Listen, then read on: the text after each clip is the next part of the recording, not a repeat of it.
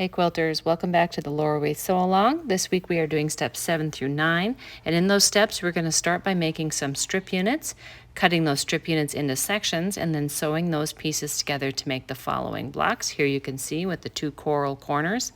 Then we're going to take those same coral prints and we're going to have a 3 1/4 by 3 1/2 inch rectangle that you're going to add red folded corners to. So make sure you get that coral square going, or almost square, going in the right direction.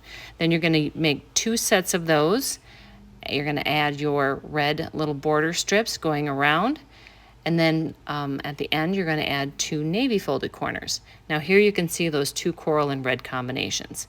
Then we're going to add some of our previously made green little corner blocks, and then you're going to also make some blocks that look like this and sew those together. Here you can see the coral and red combinations that I made. So follow along on the patterns on those steps. And like I said, we're going through step 9. And then at the end here you can see I'm just laying out all of our blocks and seeing how cute they are together.